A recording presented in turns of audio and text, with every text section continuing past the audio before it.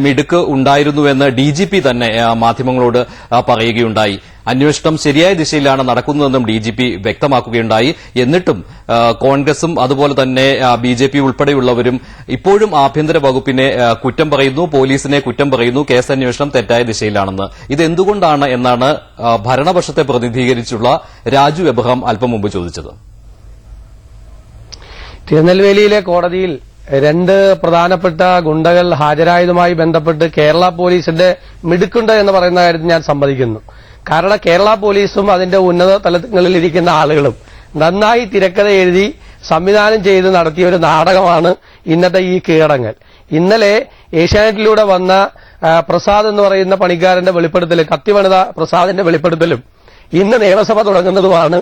ഈ രണ്ടുപേരും ആരാണ് അവരെ ഒളിപ്പിച്ചു വെച്ചിരുന്നത്, ആരാണ് അവർക്ക് സംരക്ഷണം കൊടുത്തിരുന്നത്, ആരാണ് കേരളത്തിൽ നിന്ന് ഈ കുറ്റകൃത്യം നടന്നതിന് ശേഷം അവർക്ക് രക്ഷപ്പെടാനുള്ള എല്ലാ അവസരങ്ങളും ഒരുക്കി കൊടുത്തത്, ആരാണ് അവർ സഞ്ചരിച്ചിരുന്ന കാറിലുണ്ടായിരുന്ന മെറ്റീരിയൽസ് കൊണ്ടുപോകാൻ വേണ്ടി ചവറ പോലീസിനെ വിളിച്ച് സ്വാധീനിച്ച് അതിനുള്ള അവസരം ഒരുക്കി കൊടുത്തത്, അവരെല്ലാവരും കൂടി നിൽക്കക്കള്ളി ഇല്ലാതായപ്പോൾ ഈ രണ്ടുപേരെയും അവിടെ കോടതിയിൽ ഹാജരാകാനുള്ള അവസരം ഉണ്ടാക്കിയിരിക്കുകയാണ്.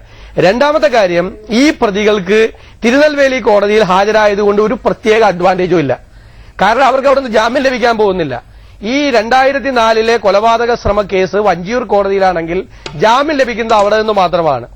ഈ പറയുന്ന തിരുനെൽവേലി കോടതിയിൽ നിന്ന് കേരള പോലീസ് അവരെ വഞ്ചിയൂർ കോടതിയിൽ ഹാജരാക്കുമ്പോൾ പോലീസിന് കേസന്വേഷണവുമായി ബന്ധപ്പെട്ട് ഇവരെ വേണം എന്ന് പറയുമ്പോൾ കേരള പോലീസിന് വഞ്ചിയൂർ കോടതി ഇവരെ വിട്ടുകൊടുക്കുക. ഇതൊക്കെ സാധാരണ ക്രിമിനൽ നടപടിക്രമങ്ങളാണ്. പിന്നെ എന്തുകൊണ്ട് അവർ തിരുനെൽവേലി കോടതിയിൽ പോലും ഹാജരായി? ഒരു പ്രയോജനവുമില്ലാത്ത കാര്യത്തിന്. അപ്പോൾ അവിടെ പറഞ്ഞിരിക്കുന്നു, കേരള പോലീസിനെ ഞങ്ങൾക്ക് ഭയങ്കര പേടിയാണ്, കേരള പോലീസ് ഞങ്ങൾ അറസ്റ്റ് ചെയ്യും, ഞങ്ങളെ എൻകൗണ്ടറിൽ ചിലപ്പോൾ കൊലപ്പെടുത്തും, അല്ലെങ്കിൽ ഞങ്ങളുടെ തലയിൽ ഒരുപാട് കേസ് കെട്ടിവെക്കും എന്നൊക്കെയുള്ള ഈ നാടകത്തിലെ സംഭാഷണമായിട്ട് പറയാൻ കൊള്ളാം. വരാം ശ്രീ വി ഡി സതീശൻ. ഇപ്പോൾ ആറ്റിങ്ങലിൽ നിന്നും വർഗീസ് എന്നൊരു പ്രേക്ഷകൻ ടെലിഫോൺ ലൈനിലുണ്ട്. ശ്രീ വർഗീസ്, താങ്കൾക്ക് പറയാം, ഈ കേസ് അന്വേഷണം ശരിയായ ദിശയിൽ തന്നെയാണോ പോകുന്നത്? ഉന്നതതലത്തിലുള്ള ഇടപെടൽ ഈ കേസിന്റെ അന്വേഷണത്തെ വഴിതെറ്റിക്കുന്നുണ്ടോ? താങ്കളുടെ അഭിപ്രായം എന്താണ്? തീർച്ചയായിട്ടും ഉന്നത തലത്തിലുള്ള ഫണ്ട് ഏഷ്യാനെറ്റ് പുറത്തു കൊണ്ടുവന്ന വലിയൊരു തെളിവാണ്. അതുപോലെ ഇന്ന് മനോരമ ന്യൂസിൽ ഈ കാര്യ സതീഷിന്റെ വീട്ടില് ഈ ആയുധം കൊണ്ടുവയ്ക്കുന്നത് നല്ല വ്യക്തമായിട്ട് കാണിക്കുകയുണ്ടായി. ഇതിൽ നിന്ന് നമുക്ക് ജനങ്ങൾക്ക് മനസ്സിലാവുന്നത് ഇതൊരു നാടകം, ഈ ഗവൺമെന്റ് ഒരു നാടകം കളിക്കുന്നതാണ്. തീർച്ചയായിട്ടും ഇത് ഉന്നതതലത്തിൽ. നന്ദി വർഗീസ്, താങ്കളുടെ അഭിപ്രായം പറഞ്ഞതിന്. ഇപ്പോൾ ബിജെപി നേതാവ് എം ടി രമേശ് തിരുവനന്തപുരം സ്റ്റുഡിയോയിലുണ്ട്. ശ്രീ രമേശ്, കഴിഞ്ഞ കുറെ ദിവസങ്ങളായി പ്രത്യാരോപണങ്ങളാണ് ഈ സംഭവത്തിൽ നടക്കുന്നത്. എന്തായാലും ഇന്ന് രണ്ട് ഗുണ്ടാ തലവന്മാർ കീഴടങ്ങിയതോടെ ഈ കേസിൽ നിർണായക സൂചന പോലീസിന് കിട്ടുമെന്നാണ് ആഭ്യന്തര വകുപ്പ് വൃത്തങ്ങൾ വ്യക്തമാക്കുന്നത്, പ്രതീക്ഷ പ്രകടിപ്പിക്കുന്നത്. ബിജെപി ഇപ്പോൾ ഇതിനെ എങ്ങനെയാണ് കാണുന്നത്?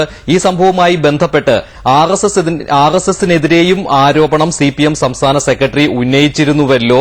ഇപ്പോൾ സംശയങ്ങൾ എല്ലാം ഒഴിഞ്ഞ് നേരായ രീതിയിൽ അന്വേഷണം നടക്കുന്നു എന്ന് ബിജെപി കരുതുന്നുണ്ടോ?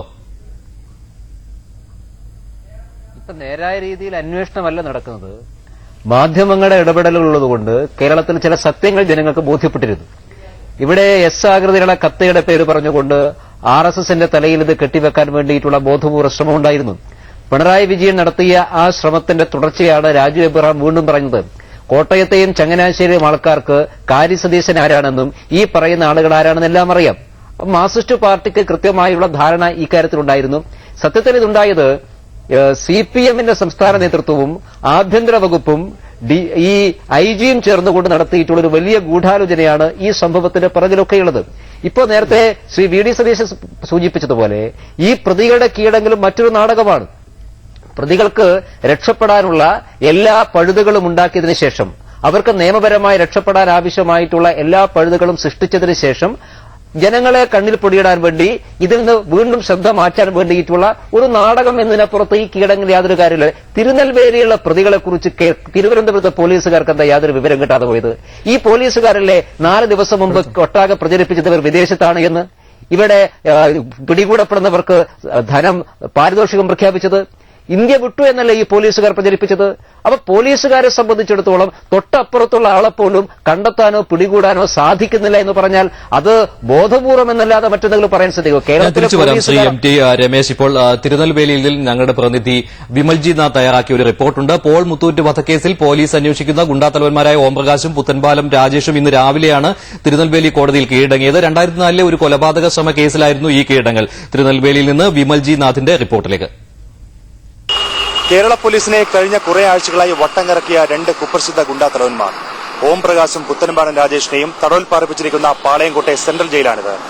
ഇന്ന് രാവിലെ 11:30 ഇവർ പാളയംകോട്ടെ സബ് കോടതിയിൽ ഹാജരായത്. ഇരുവരെയും വെള്ളിയാഴ്ച വരെ കോടതി റിമാൻഡിൽ വെച്ചിരിക്കുകയാണ്. കേരളത്തിൽ നിന്ന് ഇവരെ ഏറ്റുവാങ്ങാനെത്തിയ DCP ജോളി ചെറിയാൻ നേതൃത്വമുള്ള പോലീസ് സംഘത്തിന് ഇന്ന് വെറും കൈയോടെ മടങ്ങേണ്ടി വന്നു.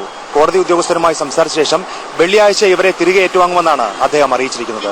എന്തുതന്നെയായാലും ഈ കുപ്രസിദ്ധ ഗുണ്ടാത്തലവന്മാർ പാളയംകോട്ടെ ഈ സെൻട്രൽ ജയിലിൽ റിമാൻഡിലാണിപ്പോൾ. പാളയംകോട്ടെ സെൻട്രൽ ജയിൽ പരിസരത്ത് നിന്നും ക്യാമറമാൻ സജയകുമാറിനൊപ്പം Vimal G Nath, Asianet news. Paul George Muthoot വധക്കേസിന്റെ അന്വേഷണം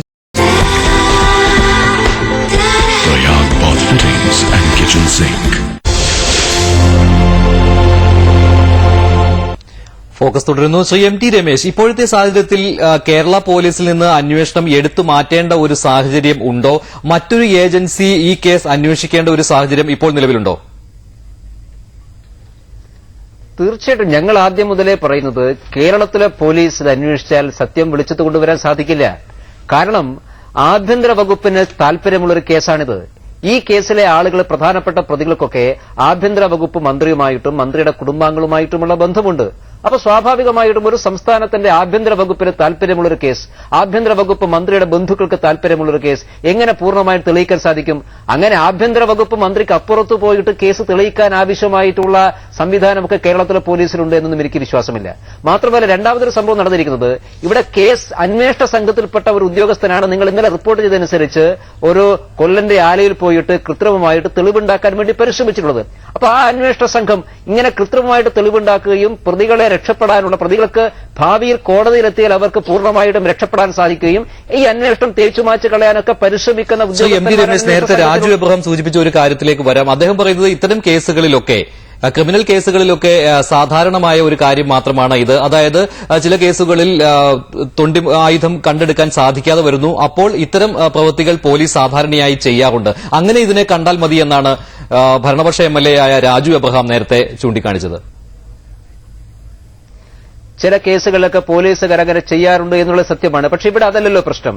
ഇവിടെ പോസ്റ്റ്മോർട്ടം റിപ്പോർട്ട് വരുന്നതിന് മുമ്പേ IG പത്രസമ്മേളനം നടത്തി പറയുന്നു, കത്തിയുടെ ആകൃതി പറയുന്നു. അങ്ങനെ ആകൃതിയുള്ള ഒരു കത്തി ഉണ്ടാക്കാൻ ഒരു CI ഒരു കൊല്ലന്റെ ആലയിൽ പോകുന്നു.